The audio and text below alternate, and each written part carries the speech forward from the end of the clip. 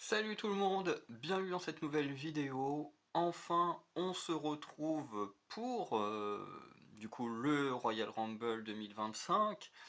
Voilà, j'ai mis un peu de temps à faire les vidéos parce que pour moi ça a été une horreur, c'était mauvais, quasiment de bout en bout. On va revenir dessus. Donc je vais d'abord donner mon avis sur les matchs, les 4 matchs qu'il y a eu. Et ensuite, on va parler rapidement aussi des réactions sur les réseaux sociaux, puisque il y a sur Instagram le post où sont donnés les vainqueurs. Il n'y a aucun truc positif donné par les fans internationaux. Et sur Facebook, je suis tombé sur un post que j'ai enregistré, j'irai le récupérer après, où les stats montrent le nombre de pouces bleus et de pouces rouges sur les vidéos mises, je crois, sur YouTube par rapport aux vainqueurs des deux Royal Rumble. Et ça fait très très mal. Je sais qu'on a eu des années où les Royal Rumble, les vainqueurs étaient plutôt controversés, mais je pense qu'à chaque fois on en avait au moins un sur deux qui était controversé ces dernières années, comme Brock Lesnar qui gagne le Rumble ou Ronda Rousey, mais à chaque fois il y en avait au moins un qui plaisait au public. Là, les deux ne plaisent pas au public, moi y compris, mais je donnerai mes arguments, hein. Bien entendu, je vais pas faire comme beaucoup qui gueulent juste en mode oh non, pas encore Charlotte, oh non, pas Jey Uso. Non, moi j'ai mes arguments pour dire pourquoi pour moi Charlotte n'aurait pas dû gagner le Royal Rumble et pourquoi Jey Uso n'aurait pas dû gagner le Royal Rumble. Je donnerai mes arguments, certains seront peut-être d'accord, certains seront peut-être pas d'accord, hein, on a tous nos avis différents, mais voilà. Mais en tout cas, je montrerai aussi à la fin, enfin je présenterai à la fin les infos que j'ai vues concernant le public. Parce que voilà, moi j'ai mon avis, mais globalement là une majorité de personnes ont quand même le même avis, donc c'est quand même un truc de fou. Donc je vais enregistrer mon écran, c'est pour ça qu'il y a un gros parti vide hein, pour la diapo, qui devrait apparaître ou être apparu. Et oh, c'est bon. Alors, le Royal Rumble 2025, hop, je vais changer ma souris d'ordi.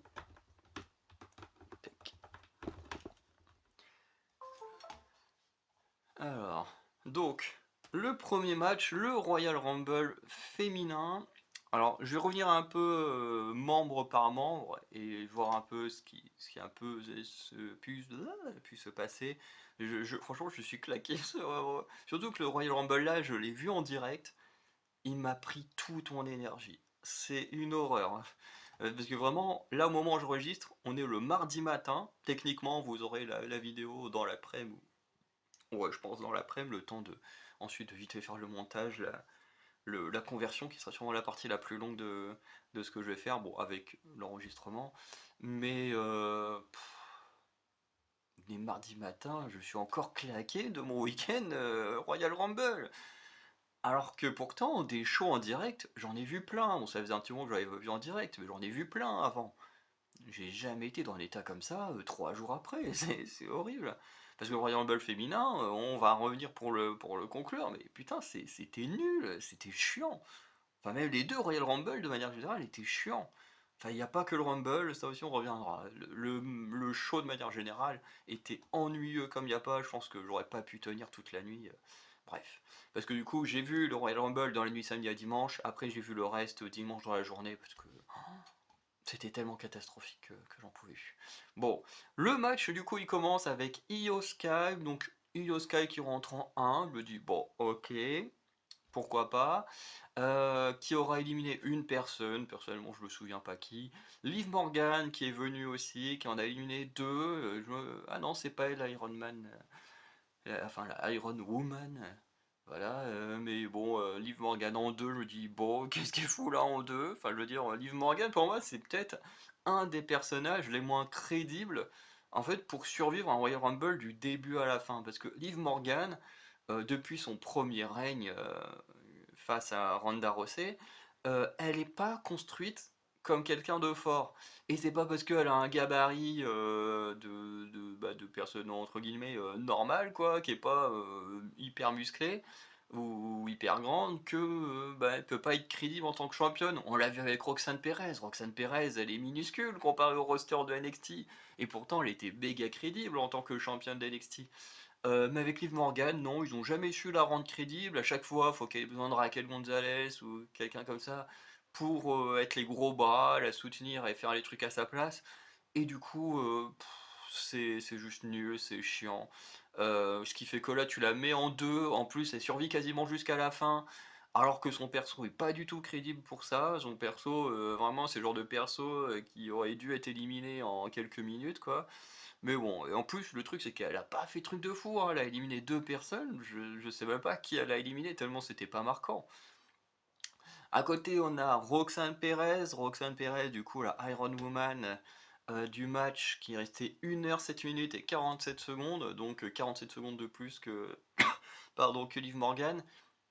Et là, Roxane Perez, elle, ça a été très cool. Son arrivée dans le ring, elle a été très cool. Euh, Après, dans le match, elle a pas fait des trucs non plus hyper intéressants parce que bah, c'est un Royal Rumble. Donc en général, c'est euh, le début commence comme un match classique. Ensuite, les gens ils arrivent, ils font leur spot en tabassant les autres. Et ensuite, on a un autre qui arrive. Et à chaque fois, bah, tout le monde dort, sauf celui qui est censé faire le spot avec l'arrivant. Bref, le Royal Rumble. Le résultat est cool parce que le résultat il amène à des choses intéressantes pour WrestleMania, mais le match en lui-même Royal Rumble, de base, c'est pas incroyable, c'est pas crédible. Je veux dire, les mecs ils sont hyper nerfs, et quand je dis les mecs, je parle aussi des meufs. Mais ils sont hyper nerfs comparés à ce qu'ils font dans un match classique. Là, quand tu les vois comme des débiles, juste en train de oh putain, j'arrive pas à passer au-dessus de la corde à linge, alors que dans un match classique, putain, ils les enverraient, mais beaucoup plus facilement en dehors du ring. Là, ils galèrent comme y a pas. T'as l'impression de voir des débiles qui ont perdu leur capacité. Enfin bref, moi, le Royal Rumble, en termes de d'écriture, c'est vraiment un truc que j'aime pas. Pourtant, j'adore le résultat. J'adore, en fait, j'adore le regarder pour deux raisons. C'est les entrées, parce que à chaque fois, je trouve trop cool les entrées, les musiques et tout. Même si cette année, on en reparlera en conclusion, mais il y a un truc qui m'a choqué, enfin bref. Euh, et, euh, et la deuxième chose, c'est le résultat. Voilà. C'est un peu comme Miss France, tu vois. Miss France, j'en ai rien à foutre. Mais j'aime bien regarder le résultat. Je me dis, tiens, est-ce que c'est la Normandie qui représente Miss France cette année ou pas? Et puis voilà, je regarde le résultat. Et puis de toute façon, que ce soit le cas ou pas, après, j'en ai rien à foutre non plus. Donc voilà, je regarde ni la cérémonie, ni ce que fait Miss France. Mais j'aime bien savoir qui a gagné Miss France. Voilà. Bah, le Royal Rumble, c'est un peu pareil. C'est le match, je sais qu'il va être mauvais, mais le résultat importe énormément, puisque après, bah, le gagnant va à WrestleMania pour tenter d'avoir un titre, quoi. Donc le résultat est quand même pas mal. Bref. Donc après Roxanne Perez, on a eu Lyra Valkyria. J'ai été étonné de voir Lyra Valkyria aussi tôt. Mais pareil, pour pas faire grand chose. Alors est-ce qu'elle a éliminé quelqu'un? Bah non, elle a éliminé personne. En plus, après, enfin, quand j'ai vu qu'elle se fait éliminer par Ivy Nile, je me suis dit, quoi? Ivy Nile qui est pas non plus hyper bien écrite et tout. Alors elle est dans son clan et tout, c'est cool, mais genre elle fait rien dans son clan. Je me suis dit, ok, donc Ivy Nile qui élimine Valkyria. Après je me dis, pourquoi pas, si ça mène à une rivalité pour le titre intercontinental, ça peut être cool, parce que Ivy Nile c'est une bonne catcheuse. Et Lyra Valkyria, c'est une très bonne catcheuse, hein. J'ai encore en travers de la gorge le fait qu'on nous l'ait enlevé d'NXT tellement elle est géniale. Et que bah, pendant très longtemps, le roster principal n'a rien foutu avec jusqu'à lui donner ce titre intercontinental. Heureusement au moment qu'ils lui ont donné quelque chose, mais c'était insupportable, hein. Voilà. Et en plus, Lyra Valkyria, éliminé du Rumble en deuxième, ça aussi ça fait mal, hein. Éliminé très très vite. Ensuite, on a eu Chelsea Green. Bon, Chelsea Green qui a réussi à éliminer deux personnes. Mais je sais plus avec qui elle est en rivalité. Mais je crois que c'est les gens avec qui elle est en rivalité qu'elle a éliminé. Non, c'est même pas eux. Parce que du coup, elle s'est fait éliminer par Piper Niven. Ouais, je sais plus qui c'est qu'elle a éliminé, mais pareil. En fait, Chelsea Green, ce qui a été marquant dans le match, c'est le côté, encore une fois, comedy wrestling. Chelsea Green, elle est hyper douée pour ça, elle est très drôle, ça fonctionne très bien, et puis voilà. Mais voilà, elle a pas non plus fait une perf de fou, quoi. Elle est restée la moitié du Rumble, et puis après, elle s'est fait éliminer, donc voilà. En plus, éliminé par Piper Niven, je sais plus qui c'est que Piper Niven voulait éliminer, et puis bon, bah, elle a dégommé Chelsea Green qui est tombée. Bon, de toute façon, Chelsea Green, comme elle est championne des États-Unis, un peu comme Lyra Valkyria. En plus, c'était marrant parce que je me suis dit, attends, on a la championne intercontinentale direct après on a la championne des États-Unis qui arrive. C'est un peu chelou que les deux championnes arrivent l'une après l'autre. Mais c'était logique que les championnes n'allaient pas gagner, puisque faut bien après leur construire une rivalité. Bon, bah, pour Lyra Valkyria, ce serait plus logique si la rivalité part d'ici que ce soit Ivy Nile qui puisse en profiter, dire eh, moi je t'ai eu le Royal Rumble, vas-y on s'affronte. Par contre, pour Chelsea Green, est-ce que ça veut dire que Piper Niven peut trahir Chelsea Green et que Piper Niven deviendrait championne des États-Unis à WrestleMania? Ça peut être le cas, hein. Peut-être qu'un jour Piper Niven se dira j'en ai ras-le-bol de d'être ton bouclier et puis je me débarrasse de toi, hein. Peut-être qu'un jour ça arrivera. Euh, on sait jamais. Ensuite, en sixième, alors sur le coup, je me suis dit, c'est qui ça? Bifab, dont, bon voilà, moi, comme je regarde pas Roy SmackDown, je regarde que NXT quand j'ai l'occasion, parce que là, j'ai remis mon network pour regarder Royal Rumble, parce que ouais, ça faisait un mois que j'avais pu, parce que j'ai changé ma carte bancaire le 31 décembre, donc bah, automatiquement, je payais plus le network, donc forcément, il était inactif. Et, euh, et voilà, donc comme il était inactif, je me suis dit, je vais attendre le Royal Rumble pour le remettre en route. De toute façon, pendant le mois de janvier, j'ai tellement de vidéos à préparer importantes autour de ma chaîne musicale et puis bah, mes tops et flops pour le cinéma, ma chaîne cinéma, que du coup je me suis dit ça sert à rien, je n'arriverai pas à me concentrer sur le catch, donc autant attendre le Royal Rumble. Et d'ailleurs c'est ce que j'ai fait, j'ai repayé mon compte vraiment, allez, peut-être 4-5 heures avant le Royal Rumble. Bref. Mais du coup, pour moi, Bifab, c'est vraiment. Enfin, dans l'idée, je sais qui c'est, je sais qu'elle fait partie de Hitro, machin, mais voilà, je sais qu'elle fait pas, qu'on la voit pas beaucoup. Je vais pas dire qu'elle fait pas grand chose, parce que en soi, quand je dis que les gens font pas grand chose, c'est pas de leur faute non plus, hein, c'est juste qu'ils sont pas bookés. Mais, euh, mais voilà, en tout cas, elle sera arrivée, ce sera la première éliminée, sans avoir fait de trucs marquants, ouais. Donc voilà. Ensuite, en septième, c'est Ivinal qui arrive, qui du coup va éliminer Lyra Valkyria, qui sera sa seule élimination, avant de se terminer par Maxime Dupri. Alors ça m'a étonné que Maxime Dupri arrive à éliminer des gens. D'ailleurs, Maxime Dupri, je tiens quand même à le mentionner, que je trouve que par rapport à d'autres performances qu'on a pu voir, qu'elle s'est quand même beaucoup améliorée. Je l'avais vu des matchs il y a un petit moment, bah, sur ses tout premiers matchs à Maxime Dupri où c'était vraiment à chier, hein, faut le dire. La meuf était hyper acclamée par le public et à mon avis surtout par les mecs parce que bah, faut le dire, Maxime Dupri elle est canon donc forcément quand une fille est canon, bah, les gens sont un peu stupides, voilà. Hein. Et c'est pareil dans le sens inverse, hein, ouais. Faut se l'avouer. Et les gens, il y en a beaucoup qui osaient pas la critiquer, alors que ce qu'elle faisait, c'était pas ouf. C'était pas ouf. Là, tu sens qu'elle a vraiment continué à bien travailler et tout, et que là, sa performance elle était plutôt sympa. Bon, ça lui permettra pas de gagner, mais j'ai trouvé que le peu qu'on en a vu, c'était plus cool que certains autres matchs que j'ai vu d'elle. Enfin, que j'avais vu d'elle. Ensuite, on a Zoé Stark en huitième, donc qui va éliminer une personne, mais je vois pas trop c'est qui. Pareil, Zoé Stark, ah bah, il y a un move assez cool qu'elle va faire, je crois, la troisième corde, un truc comme ça. Elle va aussi botcher un coup, euh, où elle devait rebondir sur les cordes et elle va glisser. Bon, elle va pas se casser la gueule, mais elle va glisser et puis repartir. Quand même faire sa clothesline. Et pareil, en début de match, quand je vous dis que ça commençait très mal, quand on avait que Io Sky et Liv Morgan, il y a un moment donné où tu as une des deux qui est sur le tablier, et tu as l'autre, tu sais, qui va mettre un coup de bélier pour, je sais plus si c'est pour repousser la personne à l'intérieur, ou pour faire tomber l'autre dehors, enfin bref. Mais c'était mis avec une lenteur, oh là là! Et en plus, la personne, elle était même pas touchée. Tout de suite, oh putain, ça commence comme ça le match. Si ça commence comme ça, on va souffrir. Et on a souffert, hein, parce que c'était nul. Ensuite, on a Lash Légende de NXT, de Métaphore, qui va venir. Ça, c'était plutôt cool de voir Lash Légende, parce que Lash Légende, moi j'aime beaucoup le groupe de métaphore, même si ben, on n'a toujours pas de Noam Dar, hein, parce que je regarde les résumés, tant que je peux pas regarder NXT, je regarde les résumés.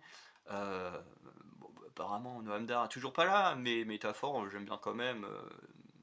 Bah, j'aime bien quand même comme groupe. Donc voir lâcher les gens dans le Rumble, c'est cool. Par contre, bah pareil, elle aura pas fait grand chose. Alors oui, en tant que Big Woman, elle aura fait un beau ménage quand elle est arrivée. Mais à part ça, je veux dire, la meuf, elle est gigantesque, elle est hyper forte, et nombre d'éliminations, zéro. Ouais, tu te dis, c'est nul. Et en plus, elle se fait éliminer par Chelsea Green. Genre la meuf la moins dangereuse du Rumble. Bref. Encore une fois, j'adore Chelsea Green, hein, mais bon, t'as Chelsea Green face à la légende, tu mets pas un copec sur Chelsea Green, quoi. Ensuite, on a Bianca Belair qui arrive, donc voilà, bon, Bianca Belair, vous savez ce que j'en pense. Et d'ailleurs, Bianca Belair qui a éliminé qu'une seule personne, hein, c'est pas ouf, d'ailleurs, qui est Zoe Stark. Et en plus, élimination à plusieurs, elle aura même pas été capable d'éliminer une personne toute seule. Mais, ou alors elle a quand même une personne qu'elle a éliminée toute seule. Attends, j'essaie de regarder, parce que si c'est juste une élimination. Ah ouais, non, elle a vraiment juste éliminé quelqu'un avec Naomi. Bon, après, c'est Nia Jax. Non, c'est Nia Jax qui élimine Bianca Belair. Donc, attends, du coup, attends, c'est qui déjà qu'elle a éliminé en équipe? Attends.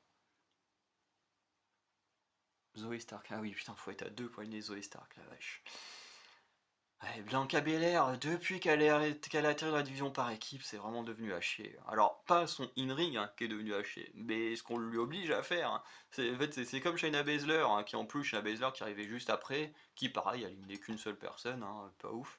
On se souvient quand même, Bianca Belair, Shayna Baszler, il y a peut-être 3 4 ans de ça, qui dans le même Royal Rumble avaient chacune éliminé 8 personnes, si je dis pas de bêtises. Hein, les deux avaient éliminé 8 putains de personnes. Genre sur 30, il y en a 16 qui étaient éliminés uniquement par Shayna Baszler et Bianca Belair. Là, Shayna Baszler, elle a éliminé une personne. Bianca Belair, elle a éliminé une personne en étant aidée de Naomi. Tu te dis, mais c'est quoi ce bordel? Et il faut le dire, depuis qu'on a relégué les deux à la division par équipe, d'ailleurs chez la Baszler ça fait déjà maintenant 2 3 ans que c'est le cas, même 3 4 ans je dirais, genre chez la Baszler elle était arrivée, elle était monstrueuse, hein, on l'avait construit hyper forte face à Becky Lynch, dans le Rumble elle fait une super performance, Elimination Chamber elle élimine tout le monde, bah juste elle élimine tout le monde quoi, voilà. Après on la fout dans la division par équipe, boum, chez la Baszler, plus rien. Là, Bianca Belair, on a attendu plus longtemps. Hein, on lui a quand même laissé la gloire pendant un petit moment à Bianca Belair. Et puis là, depuis quand tu dois disons par équipe, c'est de la merde. Faut le dire, c'est de la merde. Moi, je veux revoir une Bianca Belair en solo et faire des trucs très cool. Pareil pour Shayna Baszler. Je comprends pas que ces deux femmes-là soient aussi mal utilisées. C'est n'importe quoi. Ensuite, on a Bailey, donc Bailey qui a éliminé Shayna Baszler. D'ailleurs, c'est la seule personne qui va éliminer aussi. Bon, Bailey, personnellement, j'y croyais absolument pas qu'elle allait faire un back-to-back, hein, donc gagner une deuxième fois le Royal Rumble. C'était tellement prévisible qu'elle ne remporte pas. Bon, la personne qui a été éliminée, on va en parler à la fin parce que ça a été ma plus grosse déception. Surtout qu'ils ont mis un petit temps d'attente. Et quand j'ai eu la personne, je fais sérieux? Le fait, on a vraiment ça là? Alors, j'ai rien contre la personne, hein, parce que je la connais pas, j'ai jamais vu catcher, parce que je regardais plus le catch à son époque. Mais quand j'ai vu ça, moi, voilà, j'en dirai pas plus, mais ça m'a déprimé. En 13e, on a eu Sonia Deville, donc qui est venue apporter son soutien à Zoe Stark. Pareil, qui aura éliminé une personne avec son clan. Donc du coup, Shayna Baszler, c'est comme Bianca Belair. Shayna Baszler était incapable d'éliminer quelqu'un tout seul. Et le pire, c'est que franchement, Bianca Belair, Naomi à deux pour éliminer Zoe Stark. Le pire, c'est tout le clan de Sonia Deville ont dû se mettre à 3 pour éliminer Maxine Dupri. Vraiment, c'est nul, mais franchement, on remettait Shayna Baszler et Bianca Belair comme elles étaient avant, comme elles étaient.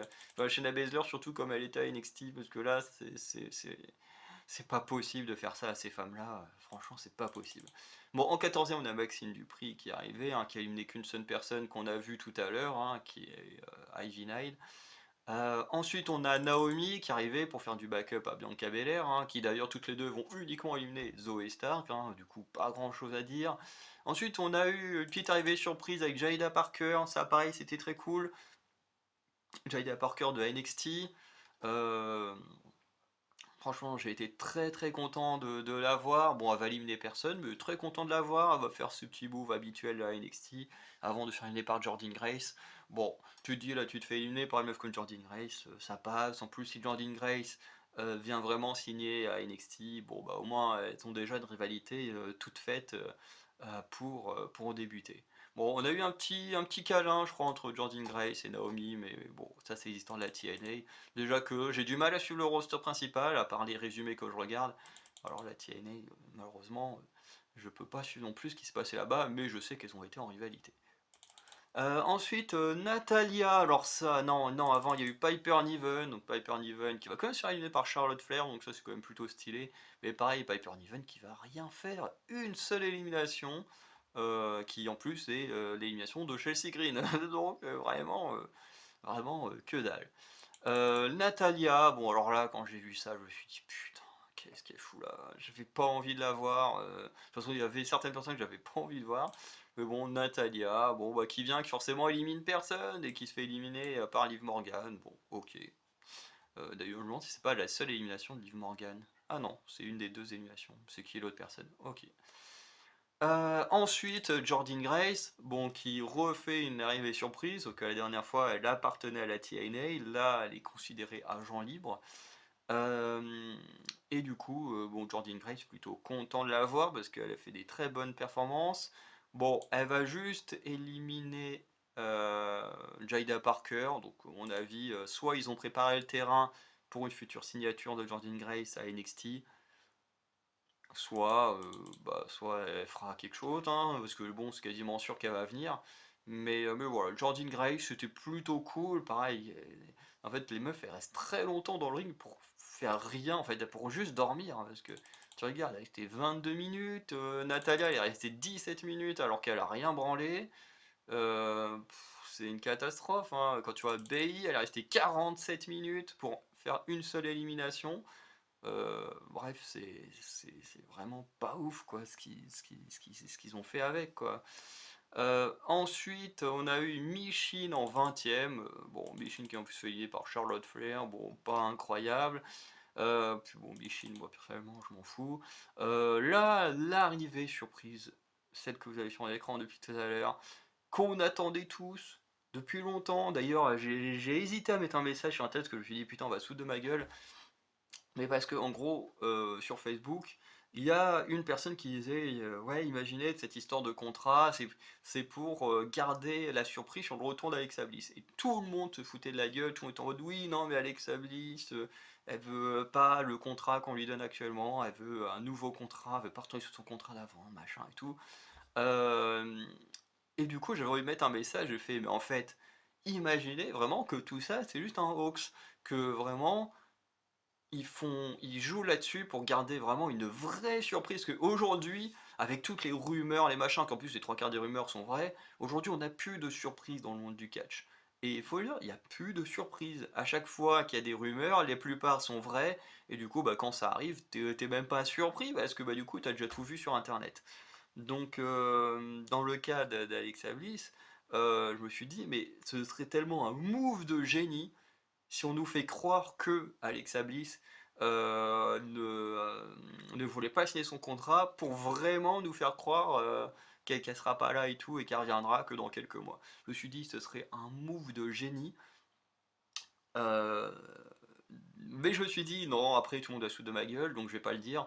Et finalement, Alexa Bliss était là, donc voilà. Bon, de ce que j'ai lu sur internet, c'est qu'elle a vraiment signé un contrat au dernier moment, qu'à la base c'est Shotzi Blackheart qui aurait dû être là. Bon, personnellement, Shotzi, j'ai jamais été très fan, donc personnellement, je suis plutôt content de voir Alexa Bliss, même si c'est au détriment d'une autre catcheuse, ça c'est très triste. mais quand même content de voir Alexa Bliss. Et d'ailleurs, ça explique, comme beaucoup le disent sur Internet, quand on a su cette info-là, bah, ça explique totalement pourquoi Alexa Bliss a rien branlé dans le Rumble aussi. Elle arrivait, elle est restée 10 minutes, elle a rien fait, quoi. Voilà. Elle s'est vite fait éliminer, en plus par Liv Morgan, bon. Euh, et, euh, et voilà. Donc meilleur retour, c'est peut-être même le meilleur moment de toute la soirée, l'arrivée d'Alexa Bliss. Retour qu'on a attendu depuis presque 2 ans.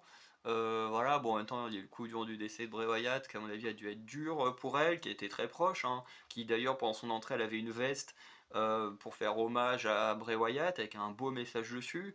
Et puis après, il y a eu la grossesse, hein, le fait qu'elle s'occupait de son enfant et tout, donc voilà, ça faisait longtemps qu'on l'avait pas vue. Mais moi, Alexa Bliss, c'est une de mes catcheuses préférées, donc déjà rien que le fait de la revoir, c'était génial. Et après, bon, malheureusement, elle aura rien fait de plus que ça. Mais on a au moins son retour. Bon, là, sur Internet, il y a encore ça comme agent libre, mais à mon avis, voilà, elle va très très vite revenir, et ça va faire du bien de revoir une Alexa Bliss. Ensuite, on a eu Zelina Vega en 22. Bon, Zelina Vega, tu vois, encore une fois, hein, elle reste 18 minutes pour rien faire. Je veux dire, ça sert à quoi de garder les catcheurs, les catcheuses aussi longtemps dans le ring si c'est pour rien faire en fait? Ça sert à rien en fait. Vraiment, à chaque fois c'est j'arrive, hop là, tac, je fous 2-3 personnes KO, et puis après je reçois un coup, boum, je suis KO, alors que dans un vrai match ce serait pas le cas. Et tu dis ok, voilà, après tu fous rien jusqu'à te faire éliminer. Enfin, je veux dire, c'est juste insupportable les Royal Rumble. Après, on a Candice LeRae, pareil, qui arrive en 23 pour tenter d'avoir sa petite place, hein, pour affronter Tiffany.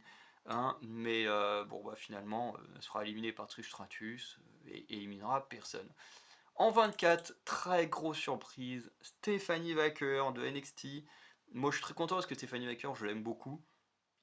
Voilà, mais qui, pareil, va rester 19 minutes pour rien faire. Pareil, elle va arriver, elle va être impressionnante en arrivant, et après, rien pendant 20 minutes. Et c'est ça qui m'énerve, c'est ça qui m'énerve. C'est que après, pendant 20 minutes, elle fait rien. Et là, je dis ça sur elle, mais c'est comme ça avec toutes. Et dites-vous qu'il y en a qui restent 40 minutes dans le ring et qui foutent rien, c'est chiant quoi. Je sais pas comment on fait pour dire que le match en lui-même du Royal Rumble peut être bon. Alors que les trois quarts du gens sont en train de dormir, les trois quarts du gens perdent toute crédibilité en essayant de sortir les gens du ring. Pff, quand tu vois des catcheurs qui te chopent par la peau du cul, hein, qui dans tes matchs classiques te jettent à l'extérieur du ring, et puis qui là, ils galèrent là, à te machiner au-dessus de la corde, la troisième corde, non mais franchement, faut arrêter, faut arrêter. Les catcheurs ils perdent tellement de crédibilité sur le Royal Rumble, c'est un truc de fou. Mais bon, Stephanie Wacker, je suis très content de la voir. Par contre, quand j'ai vu Stephanie Wacker, je me suis dit, bon, s'ils ont mis Stephanie Wacker, ils vont forcément mettre Julia, c'est obligé. Et on verra que c'est ce qui s'est produit. Ensuite, on a eu Trish Stratus. Donc, Trish Stratus, voilà, qui va éliminer. Ah oui, qui élimine Candice LeRae. Qui arrive en 25 en termes de Hall of Famer. Bon, voir Trish Stratus, moi, ça m'a fait plaisir. Voilà, c'est pas quelqu'un qui me dérange plus que ça. C'est pas une catcheuse que j'ai pu suivre parce qu'à son époque, bah, je regardais pas encore le catch. Mais quand même, ce qu'elle avait fait en revenant, c'était pas contre Becky Lynch là, avec Elita, tout ça, là, c'est plutôt sympa. Donc la revoir à l'occasion comme ça, bah, c'est plutôt cool. Après, on a eu Raquel Rodriguez, dont j'en ai absolument rien à foutre. En plus, elle vient, elle reste 15 minutes pour absolument ne rien faire, à part sûrement protéger Liv Morgan d'élimination ou trucs comme ça. Mais c'est chiant, c'est chiant. Repenser à ce match, qu'est-ce que c'est un enfer. Parce que le masculin était nul aussi, mais il était pas aussi nul que le féminin qui a été d'un ennui. Bah ouais, parce que attends, oui, si Roxane Perez est resté 1h et 7 minutes, c'est-à-dire que le match a duré 1h et 7 minutes. Une heure, oh mon dieu, c'était chiant. Ensuite, forcément, on a eu Charlotte Flair, voilà, qui aura éliminé 4 personnes, voilà, dont Nia Jax, bah, et Roxane Perez. Après, les deux autres, je sais pas c'est qui. Ok, on a Michin et Piper Niven, ok. Mais Charlotte Flair, quand elle est arrivée, je me suis dit, oh là là, j'espère qu'ils vont vraiment pas la faire gagner, parce que Charlotte Flair, elle mérite pas de gagner.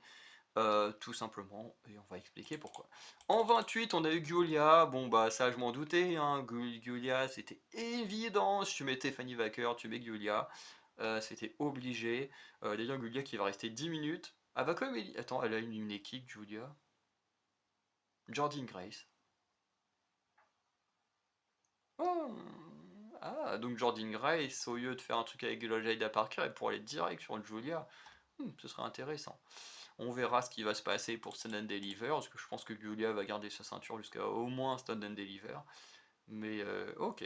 Bon, après avec Giulia, moi j'ai moins popé que Stephanie Wacker. Quand j'ai vu Stephanie Wacker, j'étais vraiment heureux. Giulia, depuis que j'ai les deux ont commencé à NXT, parce qu'ils ont commencé quelques semaines d'écart. euh, Après, j'ai vu les deux, je les ai vus dans des matchs ensemble ou seuls. Mais je sais pas, Giulia, j'ai encore du mal à rentrer dedans, dans son univers et tout. Je la trouve hyper charismatique, c'est une femme magnifique et tout, mais j'ai du mal à rentrer dans son catch, dans son univers, alors que Stephanie Wacker, j'adore ce qu'elle fait direct dès que j'ai vu, je me dis waouh, elle a un truc, elle a un charisme de fou et ouais, je préfère de loin Stephanie Wacker, j'ai rien de spécial contre Julia, hein, à force de la voir. Je pense à certains, il y a des catcheurs hein, que pendant longtemps j'aimais pas et au bout d'un moment, je pense à Seth Rollins, hein. Honnêtement, Seth Rollins, au départ, je l'aimais pas du tout. Et aujourd'hui, c'est un de mes catcheurs préférés, mais parce que bah, son personnage était à chier. Le personnage du Visionary, là, c'était de la merde. Et j'aimais pas du tout. Et quand ils ont changé son perso et tout, là, j'ai commencé à bien l'aimer et tout. Et aujourd'hui, Seth Rollins, c'est un de mes catcheurs préférés. Alors que vous me demandez, il y a 5 ans, je le supportais pas. Donc il y a des choses qui peuvent changer. Mais pour l'instant, Julia, j'ai encore un peu de mal à m'acclimater à elle. Ensuite, on a Nia Jax en 29. Moi, je pensais que Nia Jax serait à la 30. Donc Nia Jax en 29, qui va éliminer 9 personnes. Donc du coup, elle qui était au même niveau que Bianca Belair et Shayna Baszler, du coup, elle a dépassé le record. Bah oui, le record. Du coup, elle va éliminer la numéro 30, elle va éliminer Raquel Rodriguez. Attends, ça fait une. Raquel 2, Trish Stratus 3, Stephanie Baker 4, Zelina Vega 5, Naomi 6, Bianca Belair 7, et Yoska et Liv Morgan 8-9. Donc dites-vous que quand même, Yoska et Liv Morgan sont restés jusqu'à la fin pour quasiment rien faire. À L2, elle combine 3 éliminations juste pour s'aligner par Nia Jax. Franchement, c'est c'est affligeant. Alors que c'est quand même deux anciennes championnes. Hein. Deux anciennes championnes qui sont incapables de faire quelque chose d'intéressant dans le Rumble. Hein, bref. Et la numéro 30, alors la numéro 30, oh la catastrophe, la douche froide. Vraiment, la numéro 30, on a la caméra qui se fout sur l'entrée avec un petit temps d'attente pour donner un suspense. Et là, Nikki Bella. Je me suis dit, quoi? Vraiment, c'est ça votre numéro 30? Alors moi, personnellement, je la connais pas, mais je m'en fous de Nikki Bella, hein. J'en ai rien à foutre. Moi je m'attendais à Becky Lynch, moi, je m'attendais au retour de Becky Lynch, je sais pas, moi, tu mets le numéro 30, c'est censé être la grosse surprise, c'est censé être le gros nom, c'est censé... Tu vois, c'est le dernier, tu veux quelque chose d'incroyable en 30. Nikki Bella? Vraiment? Vraiment? C'est ça qu'on nous met, Nikki Bella? Putain, moi je me suis dit, mais obligé. Genre, à partir du moment où Nia Jax arrive en 29, je me suis dit, s'ils ont pas gardé Nia Jax pour la 30e place, c'est que c'est Becky Lynch, et c'est forcément un nom comme ça peut pas être autre chose. Nikki Bella. En plus, Nikki Bella, elle va juste éliminer. Elle va éliminer qui, Nikki Bella? Ouais, Nikki Bella va éliminer Bailey, et puis après, plus rien. En plus, elle va rester à peine 3 minutes. Bref, ça sera revenu quasiment pour rien. Bon, au niveau des stats, on a Roxane Perez qui du coup a le record tout Royal Rumble féminin confondu de l'Ironman Woman avec 1h 7 minutes et 47 secondes. Du coup, qui surpasse Bailey qui du coup l'année dernière était restée 1h et 3 minutes. Maxime Dupri, du coup, est celle qui sera restée le moins longtemps dans ce match, avec 1 minute et 20 secondes. Nia Jax, qui aura fait le plus d'éliminations, donc 9 éliminations. Du coup, en battant le record effectivement de Bianca Belair et Shayna Baszler, qui en avait fait 8 en 2020, et battant son propre record de 8 éliminations l'année dernière. Et du coup, Charlotte Flair devient la première catcheuse à gagner 2 fois le Royal Rumble. Voilà. Donc, match juste infâme. Je me suis fait chier pendant 1 heure. Et vraiment, je rigole pas, je me suis fait chier pendant 1 heure. C'était une catastrophe. C'était une torture de fou. Franchement, il n'y avait rien d'intéressant. Certaines entrées, forcément, étaient cool. Quand tu vois du Roxanne Perez, que tu vois Lash Legend, Aida Parker, Stephanie Baker, tout ça, que tu vois les gens que t'aimes bien, c'est cool. Mais quand tu vois que le match est hyper mal construit, que on passe 2 heures, bien sûr j'exagère, sur un truc inintéressant parce que tout le monde passe son temps à dormir ou quoi que ce soit, du coup tu te fais chier. Voilà, à chaque fois c'est l'arrivante, elle arrive, elle a un spot avec 1 ou 2 personnes, et puis après ça va dormir jusqu'à ce que l'autre arrive, et puis machin, enfin bref, c'était une catastrophe. Le choix final de la gagnante, forcément, c'est une catastrophe. On sait que Triple H a fait ce choix pour le fric plus qu'autre chose. Mais le truc, c'est que pour moi, Charlotte Flair, c'est pas une bonne gagnante. Et pourquoi? Surtout ça, la vraie question, c'est pourquoi Charlotte Flair n'est pas une bonne gagnante de Royal Rumble? Déjà de 1, parce que ça fait 2 ans à peu près qu'elle a pas catché, et voilà, qu'elle branle rien, que d'autres femmes, hein, toutes celles qui étaient dans ce Rumble, ont bossé dur pour tenter de gagner. Bon, on se doute bien, par exemple, qu'une Jordynne Grace, qui a peut-être pas encore signé, elle n'est pas gagnée ou comme ça, mais toutes les autres, ça fait 2 ans qu'elles bossent. Que je les aime ou que je les aime pas, les catcheuses, toutes les autres, ça fait 2 ans qu'elles bossent. 2 ans qu'elles sont dans le ring, à faire des trucs intéressants ou même inintéressants parce qu'elles n'ont pas le choix. 2 ans. Et on fait quoi? On fait gagner quelqu'un qui branle rien depuis 2 ans et qui vient leur voler la victoire juste parce que c'est Charlotte Flair, hein, vraiment, faut le dire, c'est juste parce que c'est Charlotte Flair. Et moi ça me dérange. Déjà, ça me dérange de ne pas récompenser quelqu'un qui se donne corps et âme depuis 2 ans. Tandis qu'il y en a une qui fout rien depuis 2 ans, alors peut-être qu'elle s'est entraînée, machin, qu'elle a peut-être bossé dans d'autres trucs en attendant, mais ça n'empêche qu'elle n'était pas dans le ring, elle n'était pas avec les autres, et ça pour moi c'est inacceptable. Deuxième chose, c'est que pour moi, en termes d'histoire, bah Charlotte Flair actuellement elle a rien à raconter. C'est-à-dire qu'on va. Enfin, elle n'a pas grand chose à raconter. C'est-à-dire qu'on va faire quoi? On l'a fait gagner pour qu'elle aille affronter Tiffany Stratton.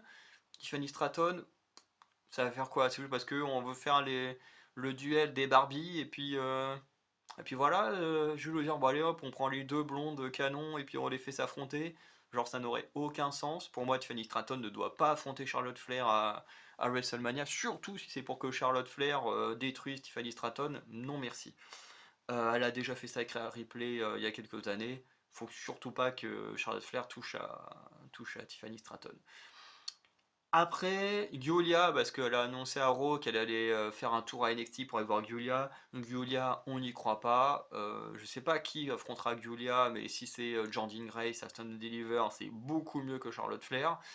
Bon, dans tous les. Après, si Charlotte Flair choisissait Giulia, bon, Giulia irait à WrestleMania. Mais bon, c'est con de foutre le titre d'NXT à WrestleMania alors qu'il devrait être Aston Deliver.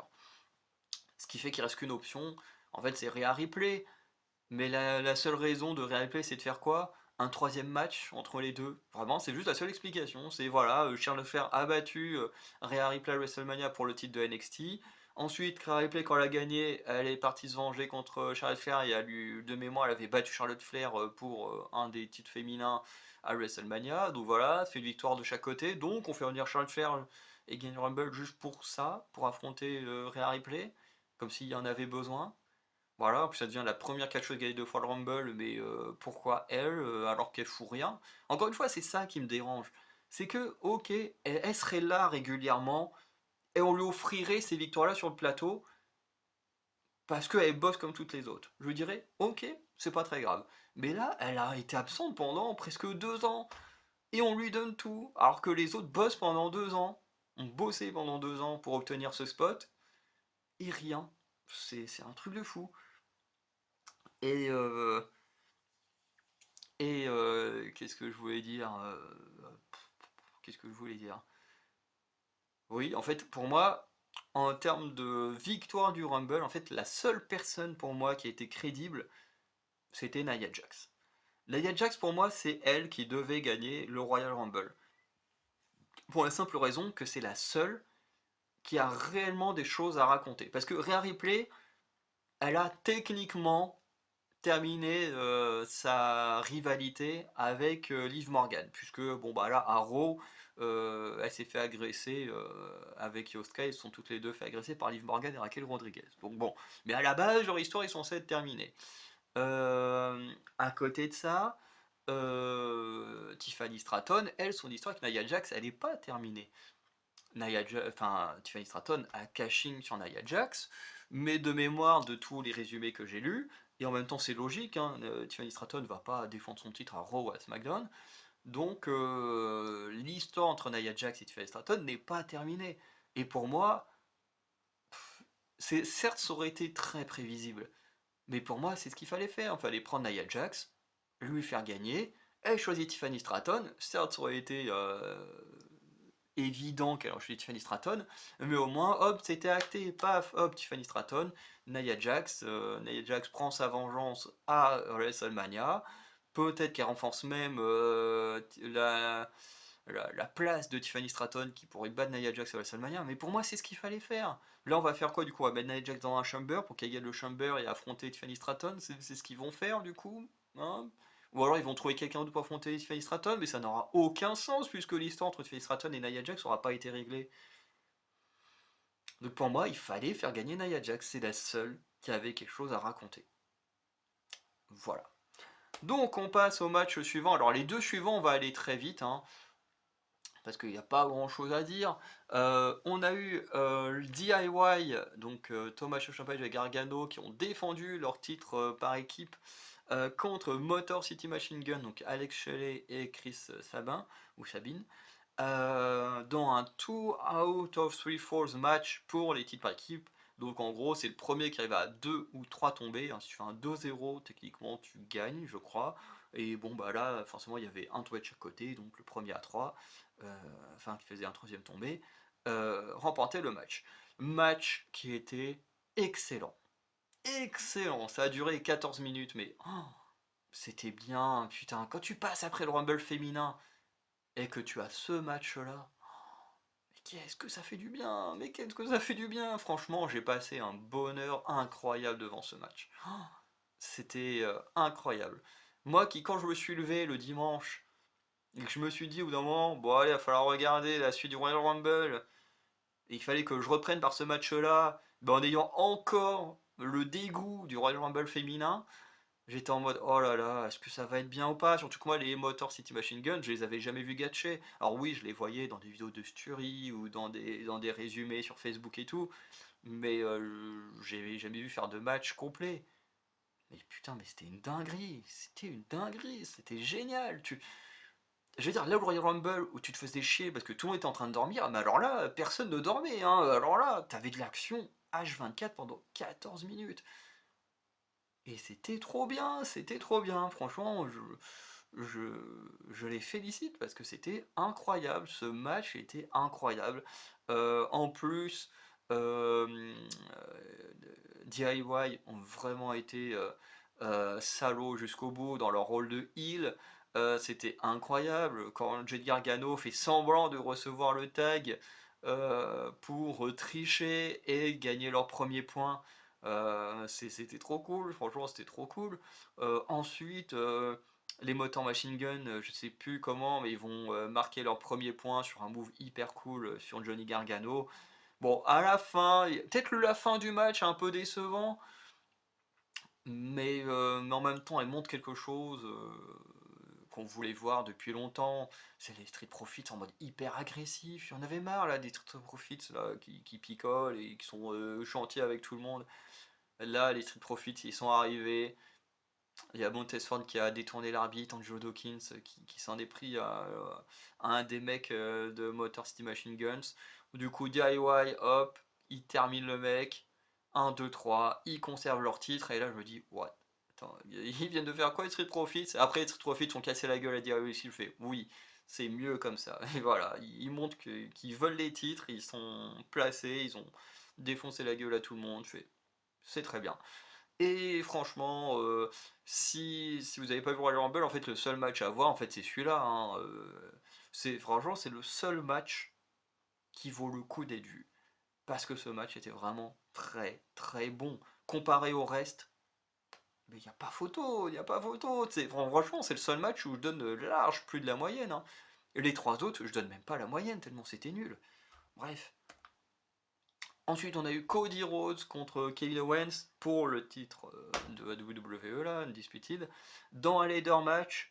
Et franchement, c'est la catastrophe. On retombe dans la catastrophe. C'est le pire ladder match que j'ai vu de ma vie. Et pourtant, des ladder match, bon, j'en avais pas vu énormément, mais quand je pense ladder match, je pense tout de suite à Shawn Michaels contre Vince McMahon. D'ailleurs, je sais pas si c'était vraiment un ladder match. Ou c'est juste Shawn Michaels pour faire le show qui a sorti une échelle gigantesque. Mais tu vois, moi je pense à ce style de match, tu vois, je parle franchement d'un match en un contre un. Moi, je vois ça, j'ai direct le Shawn Michaels Vince McMahon. Là, ça, c'était de la merde. Mais c'était de la merde. Vraiment, le match, il se résume quasiment à une action, c'est jeter les gens sur les échelles. Ça se résume quasiment qu'à ça. Alors quand je dis jeter, c'est une façon de parler. Il y a plusieurs façons d'envoyer des gens sur les échelles. Et des échelles dans différentes formes, hein. Couché, allongé, là, ouvert comme ça, entre la table et le tablier. Enfin bref, bon, il y a plein de façons de jeter les gens sur les échelles. Ils ont tenté toutes les façons de faire. Mais au bout d'un moment, c'est nul. Même le public, au bout d'un moment, est en train de crier pour avoir des tables et qu'on n'a jamais donné leur table. Alors que Cody Rhodes, c'est le héros, il aurait pu leur sortir une petite table, ou Kenoet faire une petite feinte pour donner de la hit et tout. Là, non, c'était mauvais. C'était mauvais. Franchement, c'était juste, allez hop, surpassement sur une échelle, et puis je t'envoie sur une échelle. Bon, le Brainbuster sur l'échelle de Kevin Owens, ça c'était impressionnant. Pareil, le final où Cody Rhodes, il explose Kevin Owens là sur l'échelle entre le ring et la table commentateur, c'était impressionnant. Mais est-ce que deux moves impressionnants, ça fait un bon match? Bah non. Bah non, c'est le match entier qui fait la chose, pas juste deux moves. Moi je me suis fait chier. Alors oui, il y a un moment où j'ai rigolé. Franchement, le moment où justement là Kevin Owens, merde, c'est pas. Bah non, je peux pas utiliser mon pad, il est bloqué. Mais le moment où Kevin Owens utilise la petite échelle que vous avez sur la photo là, pour monter dessus, faire genre, il va faire, je sais pas, une sauton bon ou une descente du coude, je ne sais quoi, sur Cody Rhodes. Bon, ça, j'avoue que ça m'a fait rire. Ça, j'ai trouvé la petite blague là-dessus, franchement, ça m'a fait rire. Ça, c'était cool. Mais le reste, c'était mauvais. Le reste, faut le dire, c'était mauvais. Sami Zayn qui vient soutenir les deux adversaires, qui sait pas quoi faire. Bah, au final, il l'a payé à Raw, hein, puisqu'à Raw, il s'est fait casser la gueule par Kevin Owens, qui aurait très certainement voulu que Sami Zayn prenne son parti. Je suis quasiment sûr que c'est pour ça que Kevin Owens l'a agressé. Quand je vois sur Facebook, les gens font oh, mais pourquoi il a agressé Sami Zayn, machin, alors que Sami Zayn est venu le soutenir. Bah oui, mais Sami Zayn est aussi venu soutenir son ennemi, donc c'est logique après que Kevin Owens il l'agresse. Bref. En tout cas, ce match, pareil, c'était nul. En plus, je me souviens que les gens arrêtaient pas de critiquer Roman Reigns. Ouais, Roman Reigns, il défend quasiment jamais son titre, machin. On a eu la stat au début du match. Cody Rhodes, hein, votre super champion, 8 défenses de titre en 300 jours. 8 défenses de titre en 300 jours. Voilà. Il n'a pas défendu beaucoup plus son titre qu'un Roman Reigns. Donc voilà. Je veux pas défendre non plus Roman Reigns, hein. Je suis d'accord qu'au bout d'un moment il était trop absent. Mais quand vous dites avec Cody Rhodes ça va être meilleur, bah, la preuve que non. Parce qu'en quasiment un an, il a défendu que 8 mois. Ça veut dire que là, il a défendu à peine une fois par mois, voire même moins qu'une fois par mois, parce que 300 jours, ça fait à peu près 10 mois, euh, un peu, un peu moins de 10 mois, c'est-à-dire qu'il y a au moins un mois où il a rien défendu. Donc bon, en gros, il a quasiment pas défendu son titre, quoi. Bref. Royal Rumble masculin, qui pour moi c'était le Rumble des poseurs. Vraiment, le Royal Rumble masculin, je l'ai vécu comme étant un match où on testait des affiches pour WrestleMania. Vraiment. ou des futures rivalités pour d'autres shows, hein. Mais vraiment, je l'ai senti comme ça. J'ai vu le match, je l'ai juste vraiment. Ça puait de la gueule, c'était vraiment on fait des affiches, on regarde comment réagit le public, et comme ça, on peut prévoir des petits trucs à faire pour plus tard. C'était clairement ça le match, c'était horrible, hein, pareil, c'était pas ouf. Donc, le match, on ouvre avec Rey Mysterio et Penta. Bon, petit respect entre les deux luchadors. Et puis après, bon, bah, c'est parti en couille, hein, voilà, les deux commencent à s'affronter. Pour ensuite, bah, quasiment rien faire jusqu'à la fin du match. Et oui, encore une fois, Rey Mysterio restait 25 minutes. 25 minutes. Attends, le Royal Rumble masculin, il a duré que 36 minutes. La vache, il est court. Bah non. Attends, lui. Ah non, bah oui, non, Jey Uso resté 36 minutes. Attends, c'est qui l'Iron Man C'est Penta. Penta, il est resté combien de temps? 42 minutes. 42 minutes le Rumble. Putain, et je l'ai senti, et je l'ai vécu beaucoup plus long que ça. Donc vous dites-vous que Penta, c'est le Iron Man du match. Il est resté 42 minutes pour faire juste une élimination. Le reste, il a juste fait des pauses devant d'autres catcheurs. Le mec a rien branlé pendant 42 minutes, c'est la run du match. C'est voilà, j'ai plus les mots pour dire à quel point c'est désespérant. Voilà, c'est le mot que je cherchais. Ensuite, en 3, Chad Gable qui arrive, pareil, pour une des personnes, mais resté plus de 20 minutes. Ensuite, Carmelo Hayes qui arrive en quatrième, pareil. Bon, bah, il n'est pas resté longtemps, mais pareil, il n'aura rien fait. Santos Escobar, pareil. Après, quand même très content, parce qu'au début, on a foutu vraiment les petits gabarits qui ont quand même pu bien mixer entre eux. Par contre, dès qu'on a commencé à ramener les gros gabarits, bon, là, ça a pas mal changé de truc. Ensuite, on a Otis en sixième, voilà, qui va juste éliminer une personne. Ah oui, ok, donc ils ont considéré que iShowSpeed était éliminé par Otis alors qu'Otis était déjà éliminé. Bon, ok. Mais bon, Otis, voilà, il arrive, il fait pas grand chose. À part, du coup, si, il y a quand même le petit moment où il attaque Chad Gable, qui est sympa, mais bon, la rivalité, comme elle est terminée en soi, bon, on n'oublie pas, ils oublient pas non plus, mais bon, voilà, c'est pas non plus la dinguerie du match, quoi. On a Braun Breaker ensuite qui arrive, qui va faire 3 éliminations, qui d'ailleurs sont 3 éliminations en début de match, hein, puisque c'est Carmelo Hayes, Santos Escobar et Otis.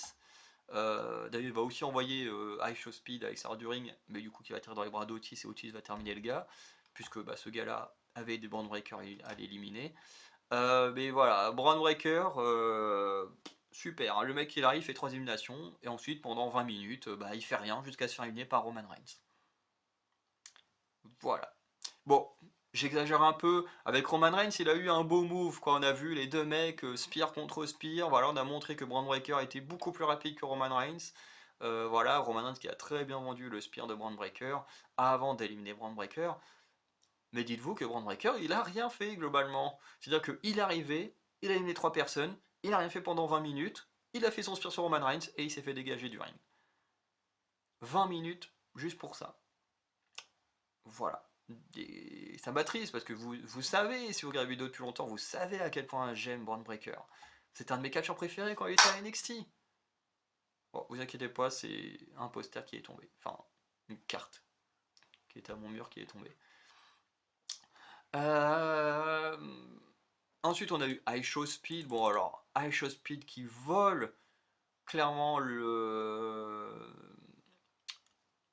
spot de Akira Toriyama, oula, je vais dire Akira Toriyama, c'est pas du tout le bon nom et pas le même monde. Et malheureusement, plus Akira Toriyama est décédé, donc paix à son âme, mais, mais pas du tout le même univers. Mais Akira Tozawa qui allait rentrer dans le ring, il se fait. Et c'est là encore une fois où le Royal Rumble n'a aucune crédibilité au niveau des catcheurs. Akira Tozawa, il a pris cher plus que ça et il a fait des matchs en entier. Là, il se prend un coup de poing par Carmelo Hayes. Tout de suite, on le récupère en mode oh non, non, il peut pas catcher, mon dieu, qu'est-ce qu'on va faire? Bon, allez, Show Speed, vas-y, va dans le ring. Bon, de toute façon, on s'en doutait tous. À partir du moment où Show Speed avait le droit de streamer ou je sais pas quoi dans les coulisses, c'était logique qu'il allait être envoyé dans le Royal Rumble. Mais alors, au détriment d'un autre catcheur, alors ça, je m'y attendais pas. Surtout qu'Akira Tozawa il était pas KO, putain, il s'est pris une droite, il a pris plus cher que ça dans le ring, et il a fait des matchs en entier, et putain, ça m'a saoulé, ça m'a saoulé. En plus, pour un mec comme Show Speed hein, qui est resté 56 secondes, le gars a même pas fait une minute, et on a enlevé le spot d'Akira Tozawa pour ça. Alors oui, le spear de Braun Breaker sur Show Speed était hyper impressionnant. Oui, ils font des tonnes de vues là-dessus sur internet. Mais est-ce qu'il fallait vraiment enlever le spot d'un vrai catcheur pour ça? Bah non. Moi je suis contre le fait qu'on empêche un catcheur de participer à ce genre de match, qui est quand même assez important pour le dérouler jusqu'à WrestleMania, juste pour un mec dont on s'en bat les couilles. Voilà, alors oui, il fait sûrement vendre avec son pote Logan Paul, mais moi je m'en bats les couilles, je veux pas de ce genre de mec dans un Rumble. Bref. Ensuite on a Sheamus qui est arrivé, pareil, Sheamus il est arrivé, il est resté 15 minutes, il a rien branlé jusqu'à se faire éliminer par Roman Reigns. Bon, sympa. Jimmy Uso qui arrive en 10, ça c'était cool, peut-être le ouais non, il y a eu Braun Breaker juste avant. Je vais dire peut-être le premier depuis longtemps, mais ouais non, il n'y a pas eu trop d'écart que ça entre Braun Breaker et Jimmy Uso. Mais pareil, Jimmy Uso il arrive, il reste 15 minutes et bah, il fout rien pendant 15 minutes, jusqu'à se faire éliminer par son cousin. Bon, puis ok. Franchement, Jimmy Uso c'était mieux l'année dernière. Je crois que c'est l'année dernière où il essayait de faire pote avec tout le monde et tout. C'était très drôle. Là, cette année, Jimmy Uso, que dalle. Ensuite, on a Andrade, pareil Andrade, bon, qui va pas rester très longtemps, mais qui aura rien fait du tout. Ensuite, on a Jacob Fatou. Jacob Fatou, très grosse arrivée, ça c'était très très cool. En plus, j'adore la musique de Jacob Fatou. Qui arrive, qui élimine 4 personnes. Donc ça c'est plutôt pas mal. D'ailleurs qui va faire un face-off avec Roman Reigns qui a bien plu au public. Et qui m'a bien plu aussi, hein, Jacob Fatou Roman Reigns, je dis pas non. Donc voilà, c'était plutôt sympa. Ensuite on a Ludwig Kaiser qui va venir au ring, qui va essayer d'être un peu en mode filou, en mode ah j'attends qu'il y ait une occasion pour rentrer dedans et me lancer dans le match. Au final il va être éliminé en 6 secondes par Penta, qui d'ailleurs je crois est la seule élimination de Penta, hein. Oui, la seule élimination de Penta. Voilà, le mec Penta sera resté au moins 20 minutes juste pour ça. Enfin, il a resté jusqu'à la fin du match, je veux dire, c'est la seule action intéressante que Penta a fait de tout le match, quoi. Bref. Ensuite, on a Le Miz qui arrive en 14, pareil, qui fait rien. Joe Hendry qui arrive en 15, qui fera un beau face-off avec Roman Reigns. Alors celle-là, je ne m'y attendais pas, un petit face-off Joe Hendry, Roman Reigns. C'était plutôt sympa. Bon, bien sûr, c'est Roman Reigns qui va gagner le face-off. Hein, Joe Hendry, c'est qu'un agent libre, donc c'était évident qu'il n'allait pas gagner. En plus, le gars est champion de TNA, donc bon, la crédibilité du champion de TNA qui reste que 3 minutes. Mais bon, après, tu dis le gars il se fait éliminer par Roman Reigns, record de longévité de règne de la WWE, tu dis bon, du coup, voilà, le gars, il s'est pas fait éliminer non plus par n'importe qui. Mais bon, Joe Henry ne sera pas resté très longtemps. Roman Reigns, du coup, qui arrive en 16, hein, qui a passé plus de temps à faire des face-off avec plein de catcheurs que à vraiment catcher. Hein. Alors j'exagère, hein. Mais bon, Roman Reigns, quand il n'est que 4 personnes, 4 personnes, c'est pas beaucoup 4 personnes. Hein. C'est pas ouf. Hein. Dont McIntyre qui va arriver, qui va rester quand même 20 minutes dans le ring pour ne rien faire. Vraiment, Roman Reigns, Drew McIntyre aura éliminé personne. En plus, il y a son pétage de câble là, qui fait plus parler que ce qu'il a fait dans le match. Hein, faut le dire. Drew McIntyre fait plus parler pour se plaindre que son élimination s'est pas passée au bon moment. Enfin bref, je n'ai pas tout compris des choses auxquelles il se plaint. Mais globalement, on se souviendra plus de ça que ce qu'il a fait dans le match, parce qu'il n'a rien fait dans le match. Voilà. Finn Balor qui revend 18, pareil. Ah si, Finn Balor a éliminé une personne. Il a éliminé qui, Finn Balor? Ah, c'est lui qui a éliminé Panta. Ça c'est intéressant. Ok. Ensuite, on a Shinsuke Nakamura qui arrive. Là, pareil. Je sais pas ce qu'ils ont avec les champions. Mais Joe Hendry, il arrive, boum, 3 minutes, éliminé. Shinsuke Nakamura arrive, boum, 3 minutes, éliminé. Et en plus, il aura éliminé personne, le bougre. Mais tu dis, mais c'est quoi? Pourquoi vous faites ça avec les champions? Vous êtes censé les crédibiliser, vos champions. Je veux dire, Giulia, elle est pas restée 3 minutes dans le Rumble féminin. Attends, elle est restée combien de temps, Giulia? 10 minutes, mais bon, en même temps, elle est arrivée sur la fin du match.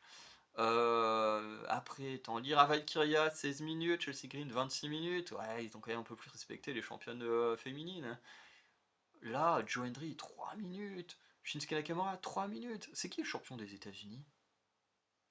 Attends, non, non, Nakamura, c'est le champion des États-Unis. Alors, c'est qui le champion intercontinental?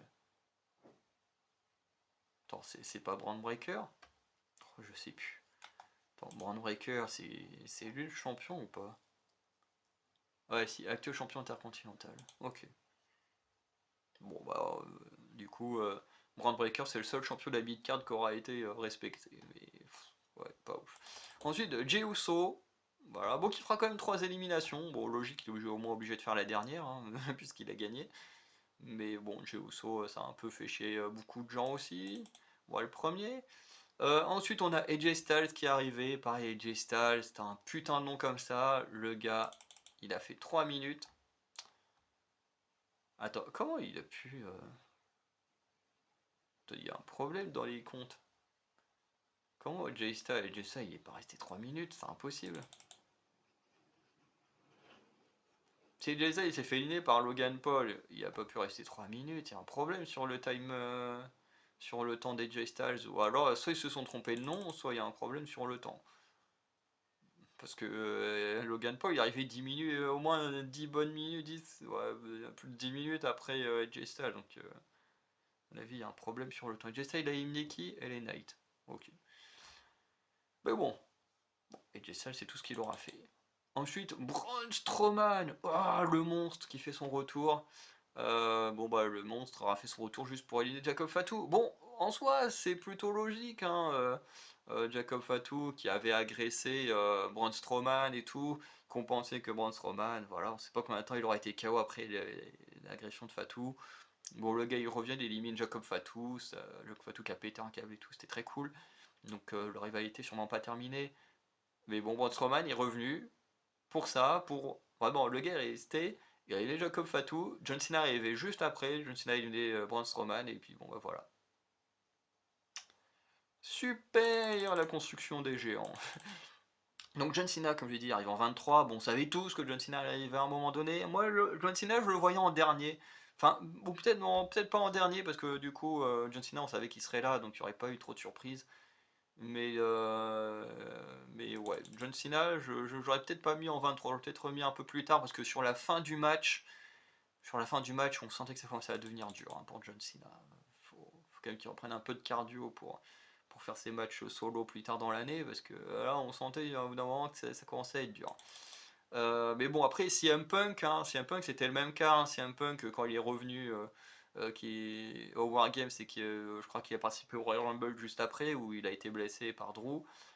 Pareil, hein, CM Punk, tu sentais que c'était dur le match. Hein, et après, quand il est revenu, après sa blessure, bon, voilà, qu'il avait repris bien de l'entraînement, tu sentais que c'était mieux, mais ouais, après, c'est un peu normal, que ça fait longtemps que t'as pas catché, que tu reviens, mais quand même. Bon, CM Punk qui revient en 24, bon, pareil, il revient pour faire un face-off avec John Cena et Roman Reigns. D'ailleurs, Roman Reigns et John Cena qui font un face-off, tu dis, bon, ok, c'est sympa, ça rappelle leur match qu'ils avaient fait à SummerSlam, je crois.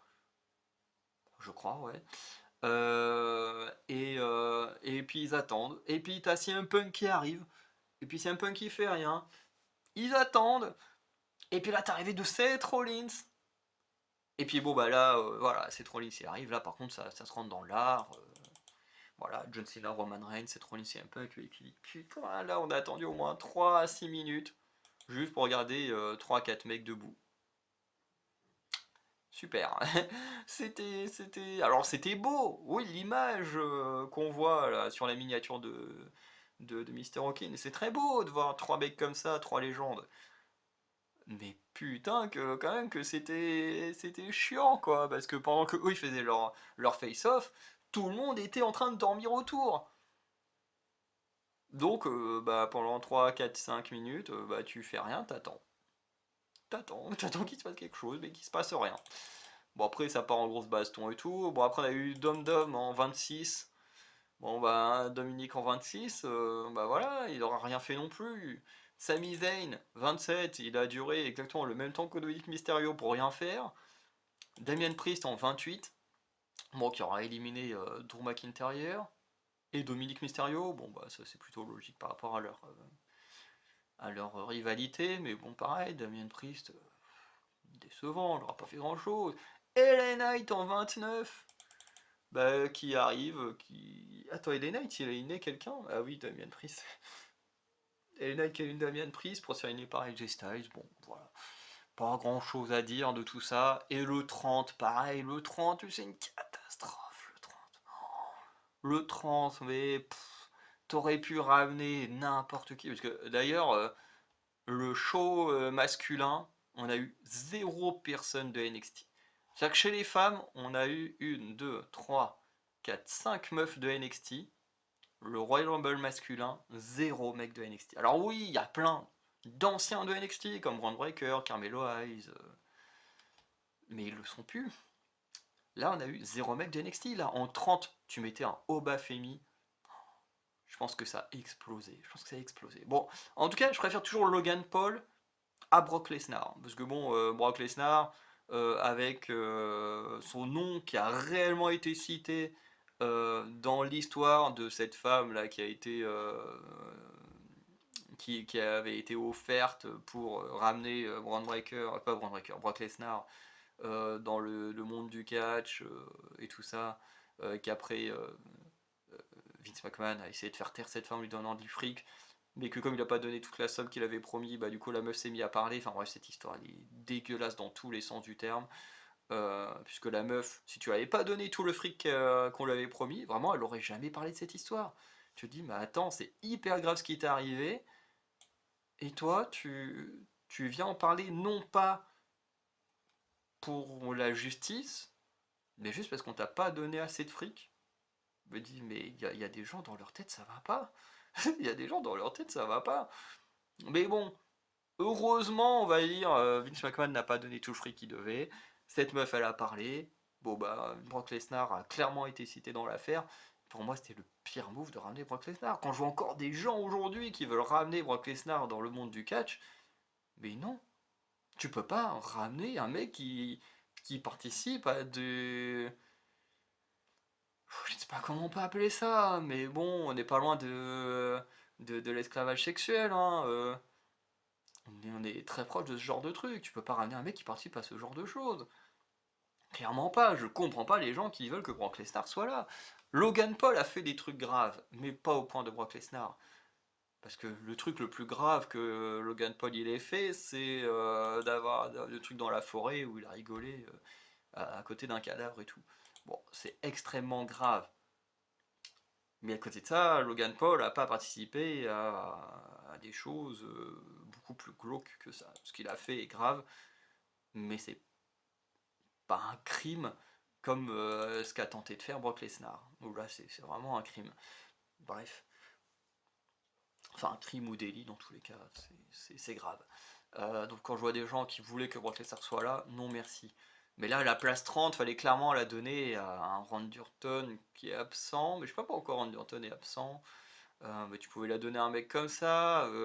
Il manque plein de gens, hein, en vrai. Il manque du Solo Sikoa, mais Solo Sikoa, s'il veut vraiment rendre crédible son absence et tout, à cause de sa défaite contre Roman Reigns et tout, bah, il pouvait pas revenir aussi vite. Mais ouais, Randy Orton, je sais pas pourquoi il est pas là. On aurait pu avoir du Tamatonga ou Tongaloa. C'est vrai que du côté des Bloodline, il a manqué du monde. On aurait pu avoir une participation surprise de The Rock. Ou on aurait pu avoir du délire comme ça. Ou comme je dis, du NXT. Là, on a personne de NXT. Et franchement, tu mettais du Trick Williams, ça popait à mort. Tu mettais du Oba Femi, ça popait à mort. Enfin bref, t'avais de quoi faire. Mais Logan Paul. En plus, Logan Paul va éliminer deux personnes, hein. Il va éliminer qui? Il va éliminer AJ Styles et CM Punk. En plus, la chute de CM Punk, il est tombé sur le cul, tu sentais qu'il a eu mal, j'étais heureux. Bref. Bon, bah voilà. Un peu l'état du truc, hein. Donc, exactement la même chose que le féminin. Il s'est quasiment rien passé. On a un peu plus respecté les rivalités ou anciennes rivalités, mais c'était sûrement surtout des face-à-face et tout. Donc, le Ironman du match, c'est Penta avec 42 minutes dans le ring. Ludwig Kaiser, bah, celui qui a resté le moins longtemps avec les 6 secondes. Je me demande s'il n'a pas battu le record de Santino Marella. Jacob Fatu et Roman Reigns sont ceux qui ont fait le plus d'éliminations dans ce Royal Rumble. Et ok, bon ça, l'info sur iShot Speed n'est pas intéressante. Donc voilà, donc pourquoi pour moi Jey Uso est pas un bon gagnant? Bah, pour moi Jey Uso est pas un bon gagnant, tout simplement parce que ben il a rien à raconter avec les gens présents. C'est-à-dire que d'un côté, on a Cody Rhodes qui est face, Jey Uso qui est face, tous les deux vendent énormément de marchandises, donc on se doute bien que aucun des deux va tourner heel pour une rivalité.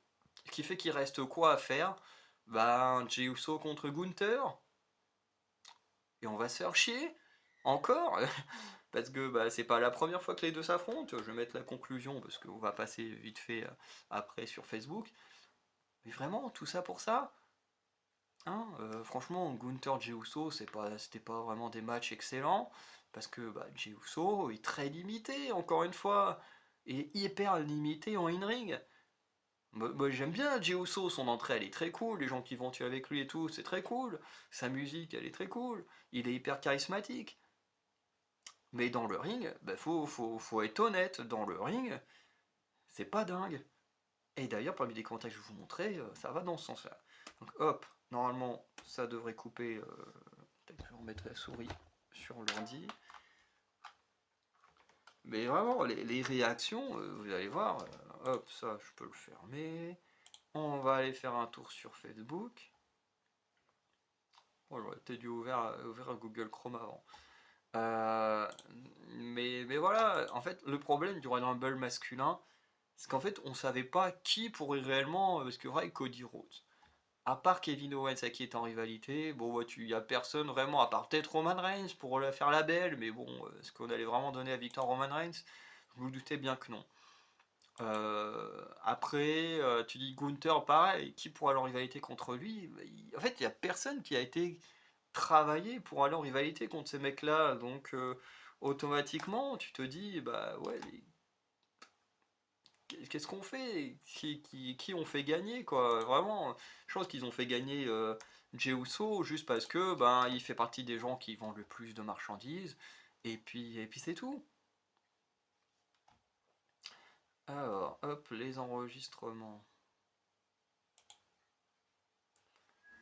Tac, on va faire ça sur Facebook. Sur Instagram, je sais plus si je crois que j'ai enregistré aussi la publication.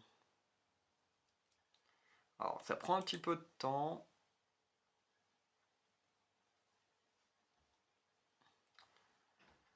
Mais franchement, n'hésitez pas à dire en commentaire ce que vous en pensez de tout ça. Parce que je suis très curieux de voir la réaction des gens. Parce que sur Internet, quasiment tout le monde est énervé. Alors plus de la victoire de Charlotte Flair que celle de Jey Uso. Mais les gens sont quand même très très énervés hein, de manière générale. Alors, j'ai le, le, le,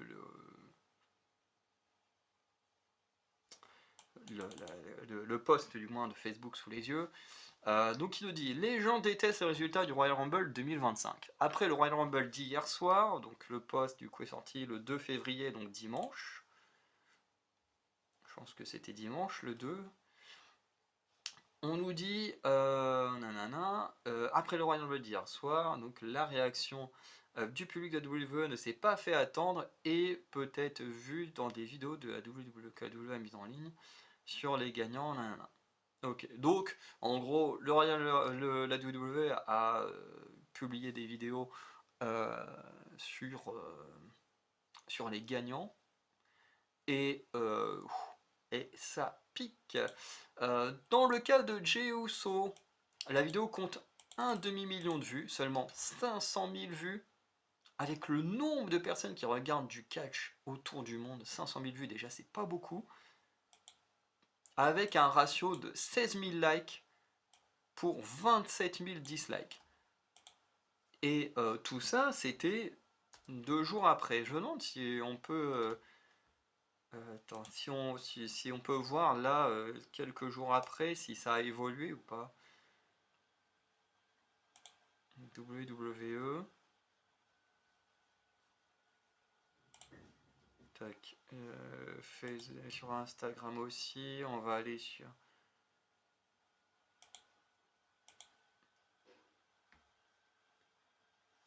Allez, putain, bon là l'ordi galère un peu parce que je viens de... En fait, je l'ai allumé, j'ai direct... Ta gueule! Voilà. Faut enlever le son après. Alors...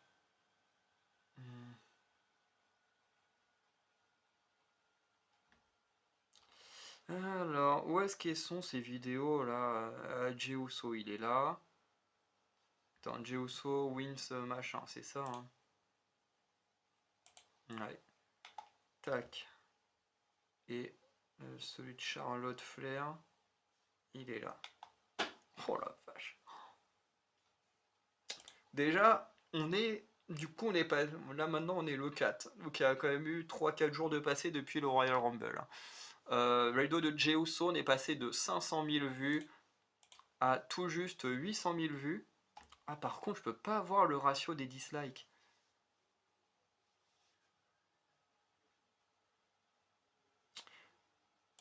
Ah, ça, c'est salaud! Si je mets un dislike, non, moi je peux pas voir les autres, je vais l'enlever quand même.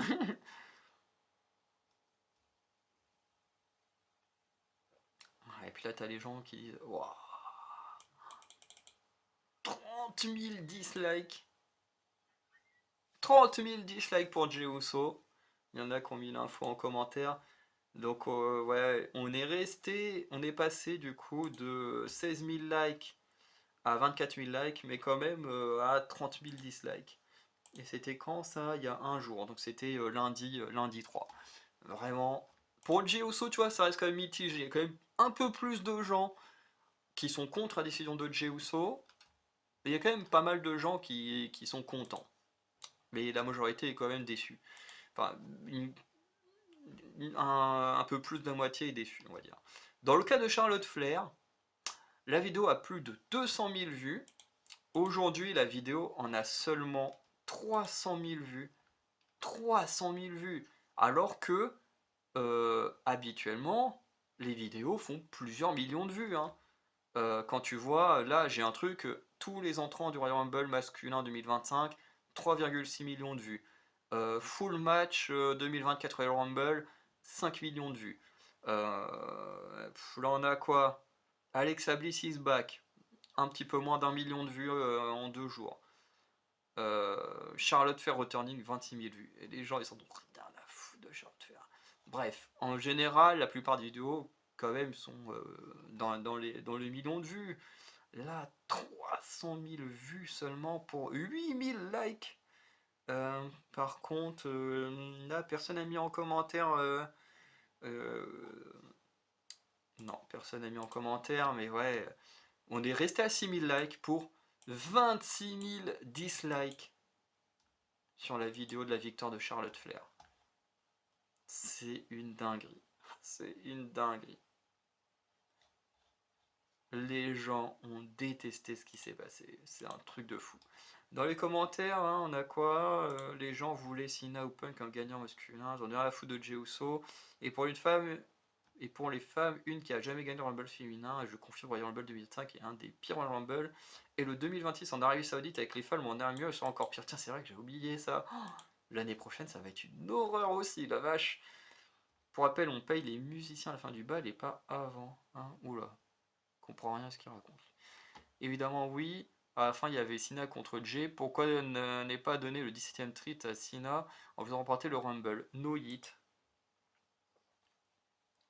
Ouais, en fait, la plupart des gens, c'est parce qu'ils voulaient John Cena. Puis t'as Brock Lesnar qu'on ne verra plus jamais. Pas de Randy Orton ou bon, et Matt Riddle, on s'en bat les couilles, il continue à fumer sa drogue dans son coin.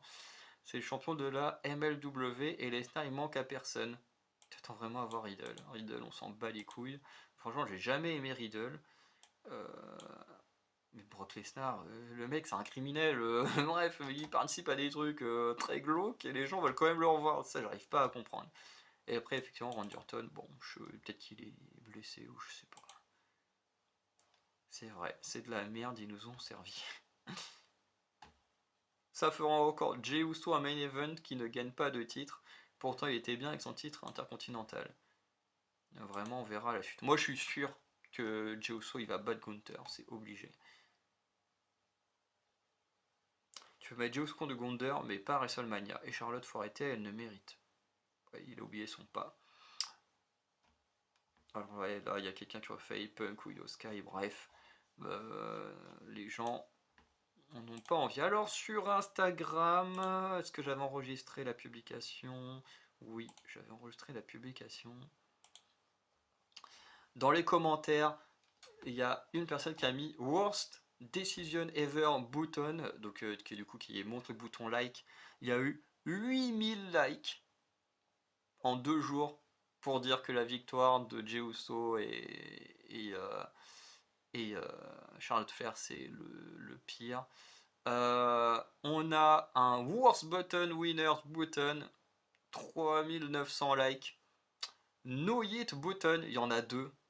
Il y en a un qui a fait 1500 likes. Il y en a un qui a fait 6000 likes. D'ailleurs, celui-là, j'ai liké celui-là. Jey Uso Fan Button, 700 likes. Les gens s'en battent les couilles de la victoire de Jey Uso. T'as quelqu'un qui a mis Thank you Hunter for zero hype to WrestleMania 41, 4000 likes. Very Bad Decision Man, 1600 likes.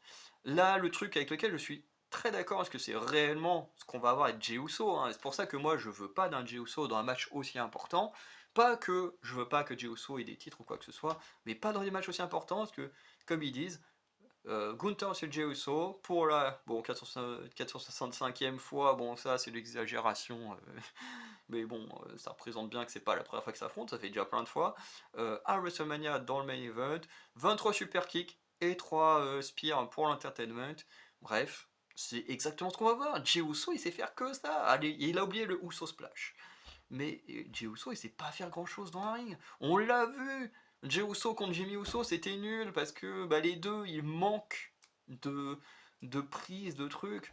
Genre Jey Uso depuis son match contre son frère il a juste rajouté le spear. C'est pas grand chose. Bref.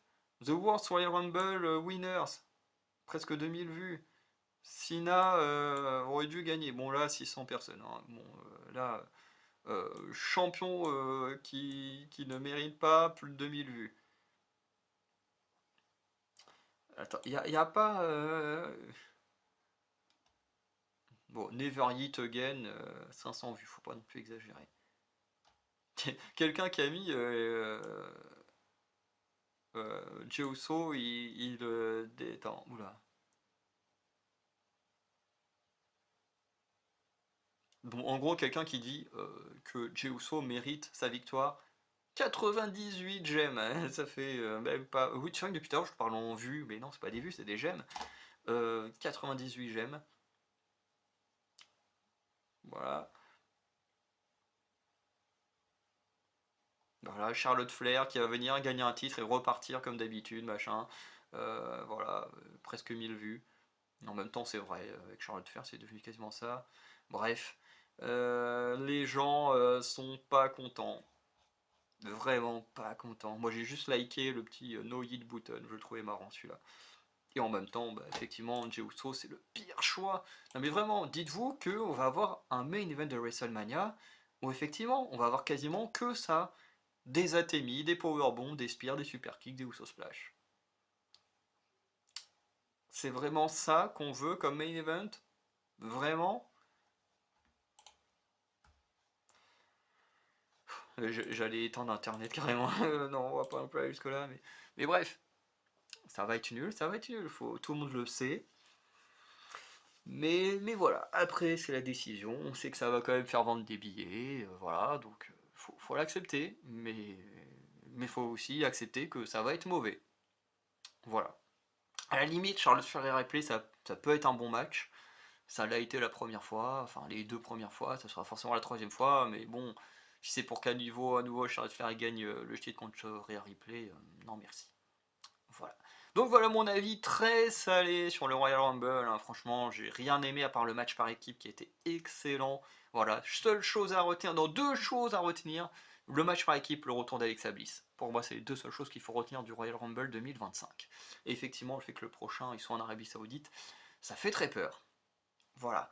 D'ailleurs, que je ne regarderai pas, puisque maintenant j'ai décidé de boycotter, hein, voilà, l'Arabie Saoudite, pays qui ne respecte aucun droit humain, donc j'ai pas l'intention de regarder le show qui leur apportera beaucoup d'argent. Voilà. Donc voilà, donc attendez-vous à ce que lorsqu'il y a des shows du style Crown Jewel ou le Royal Rumble 2026, alors ça me fait chier parce que j'aime bien regarder le Royal Rumble, mais pas en Arabie Saoudite, pas dans un pays d'enculés comme ça. Voilà. Voilà, sur cette fin très joyeuse, hein, on va s'arrêter là. N'hésitez pas à dire ce que vous avez pensé du Royal Rumble 2025. S'il y en a qui ont quand même réussi à passer un bon moment devant, même si bah, au vu des réactions sur YouTube, sur Facebook, sur Instagram, puisque sur YouTube, dans les commentaires des vidéos où on a ces records de dislikes, les commentaires sont pas beaucoup mieux que sur Facebook ou Instagram. J'imagine même pas sur Twitter, hein, qui est le réseau social du diable. J'imagine même pas l'état là-bas. Mais bon, on verra. En tout cas, j'espère que les prochains shows seront beaucoup mieux. J'ai même là très hâte de faire un show NXT pour passer un bon moment. Bon, pas le prochain parce qu'il va y avoir Charlotte Flair qui va venir nous casser les couilles. Mais j'ai hâte juste de voir un bon show de catch parce que là c'était catastrophique. Bref. Du coup, n'hésitez pas à liker, à vous abonner, à mettre un commentaire pour dire ce que vous avez pensé du Royal Rumble. Voilà, également laisser un petit don sur Tipeee si vous voulez soutenir nos futurs projets. Et puis, bah, on se dit à très bientôt pour de nouvelles vidéos. Ciao tout le monde.